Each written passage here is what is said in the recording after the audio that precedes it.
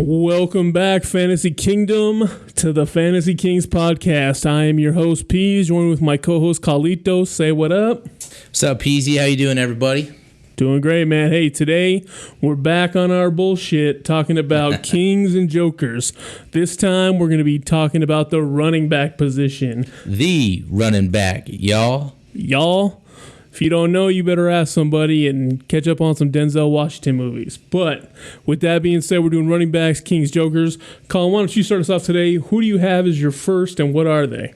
My first king is going to be Nick Chubb at the running back 5. He is a guy that I'm going after in as many drafts as I can.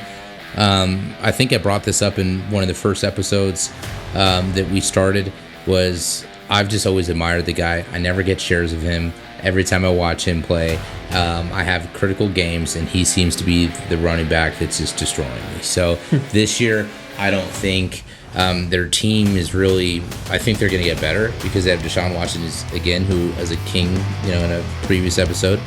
I think he's just going to open up more for him, and they didn't sign Kareem Hunt. So I think he's just going to go off, and I'm happy to spend the money as my first running back. That's an excellent point. He's going as the RB5 right now overall, but unfortunately I'm going to have to disagree with you. So I actually have a fun fact regarding Nick Chubb. He is one of 2 running backs to have gone over 1,000 yards rushing the last 4 years. Can you take a guess at the last person to rush for 1,000 yards 5 years in a row? Jamal Charles. Nope. CJ2K. Chris Johnson back in 2013. So it's been a decade since someone's gone over 1,000 yards 5 years in a row. So, I feel like he's due for a bit of a regression on that. Now, Kareem Hunt being gone is good, but, there's still, I think there's going to be someone in that backfield taking down some of the work. So he's on the joker side for me. I'm not going to say he's, going to be a complete joker, but at RB5 capital, I'd rather go get somebody else, but that's just my opinion. Yeah, and I get it. that makes sense, but no way, he's a king. He's just going to be riding that horse. All right. If anyone's an expert at horse riding, it's you. So, all right. So let's take it over to me. My next joker. I'm down on a lot of running backs. I don't know why, but I'm down a lot. The guy who loves the running back strategies, though. That's true. But then my next joker pick is going to be Tony Pollard. But Peez, what are you talking about? Zeke's gone. Where? What is he talking about, folks? What is he talking about? So Zeke is gone, and all reports out of Dallas are they want to run the ball, rest their defense, blah, blah, blah. Yeah, that's all fine and dandy, and Pollard had a baller season last year. The problem is he got hurt in the playoff game. He's coming off a late season injury, and as we've seen time after time after time, with late season injuries, it takes a while to get up to speed in the next season, if they do at all. The one example of somebody overcoming was Adrian Peterson. But, that's Adrian Peterson. Tony Pollard is a lot of things. AP ain't one of them. So that late season injury has me concerned that he's going to have a little problem getting out of the blocks this year. You know what? Couldn't agree more with that statement about it's going to be a little while for him to get good, but I'm going to invest because once he gets that acclimation adjustment period, I think he's just going to boom. The guy was just stunning to watch. He clearly was the better back to watch. If you were watching any of the Cowboys fans, he just looked better than Zeke. I think once he recovers, I think it's going to be let those wheels fall off. Jerry Jones, has him on the franchise tag. So I think that they're just going to just keep riding him and either decide to pay him a little bit or they'll just say, nah, we're not going to pay you. So run wild, my friend, run wild. The RB9, I'm willing to spend there. I think he's a king, and I definitely would be comfortable as him being my RB1. So no issues for me. I'll stay on the trend, the king trend, if you will. Another guy I think some people might be high on, but some people are doubters, and that's going to be Alexander Madison of the Minnesota Vikings. He's going as your running back 21, so he's going to be your RB2. If you can get him as an RB2, I think that's a steal. I think he's going to be solid. Dalvin Cook isn't there. I mean, on the games Dalvin Cook was hurt and he was plugged in, thought he looked spectacular. I thought he burst through those holes, and I see him getting all the opportunity. And I don't really know, if they're going to really go as a tandem as far as a running back duo. He looks solid for me. I'm happy to throw some price and go after him. What do you think about it? So, I get where you're coming from, and for me, again, I know I'm being a Debbie Downer this episode, but Madison's going to be another joker from the Peez. And, it's one of those things, Dalvin Cook is gone, but that offense, I don't think he's going to get as many touches as people were thinking. He's not a Dalvin Cook replacement. Like, they're gonna spread the ball out more. They got Jordan Addison, who's going to be a excellent wide receiver too, behind Jay Jettas. They've got Hawkinson there.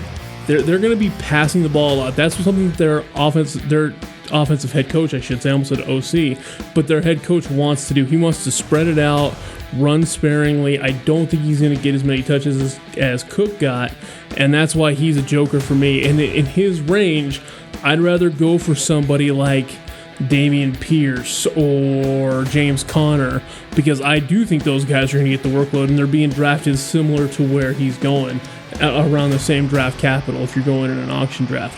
So that's why he's a joker for me. Okay. All right, we'll see.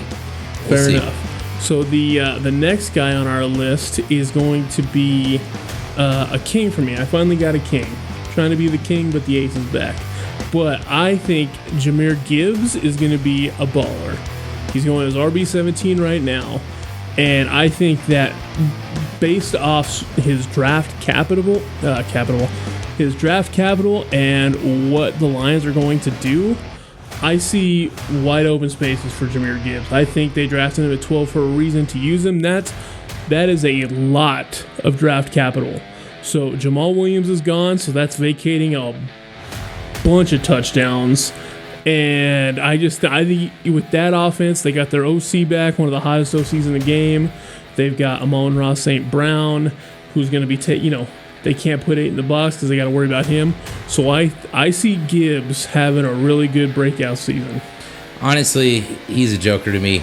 Looks all that paint on his face. He might be a clown because there's no way is he going to be a king. He's a joker 100%, and I'm going to look at it this way. They want him to be DeAndre Swift. DeAndre Swift never actually swifted to be the guy.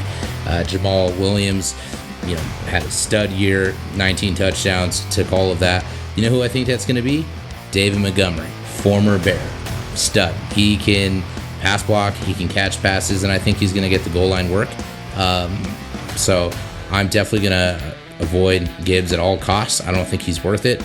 I will pay $10, $15, $20 less for David Montgomery and hope that he has a Jamal Williams-esque season. So I think he's a joker. But let's talk about another king that I'm excited to go after as well, and I think you're getting him at a discount this year. So pay attention. Alvin Kamara. Adam Schefter, I think, just released that he has 3 games suspended, which means that's a discount for me. Go after him. I'm not a fan in a couple of the people that they, have going on in that roster. I think they'll be okay. I don't think they'll be great. I think the expectations are too high. So I think Kamara is just going to be, winning that season. He's going to be back to like, hey, who forgot about me?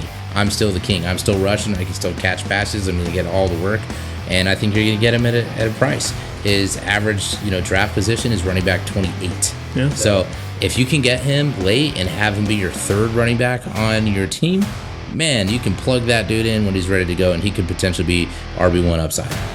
Well, we're going to have to disagree again. I don't know what it is about these running backs that got us in a fluster, but he's a joker for me. And I'll tell you why. 1, he's going to miss 3 weeks of suspension. Then he's got their bye week. So he's missing 4 weeks out of potentially 13 games in the regular season for you. That's over 25%. So that's a huge red flag for me. Now, everybody has bye weeks, sure, but their bye week is in the regular season, which, so that's 4 weeks you're going to have him gone. Also, last year, he had 4 touchdowns. That ain't going to happen this year. And 3 of them were in one game. No. Yeah, that's what happened. I'm a facts over feelings guy. I know you get caught in the feels all the time, but the last 2 years his advanced metrics have gone down as far as separation, breakaways, broken tackles, and he hasn't broken 900 rushing yards in the last 2 years either. So because of all those, that's just too many red flags. It's like that girlfriend in college who was crazy.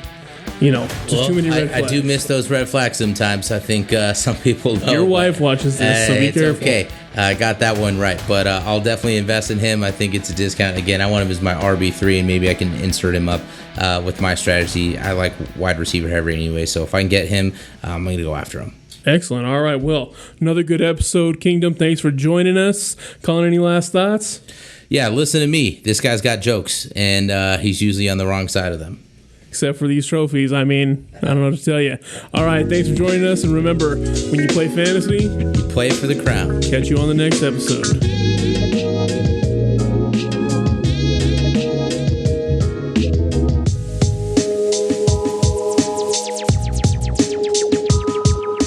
Thanks for listening to this episode of Fantasy Football Kings.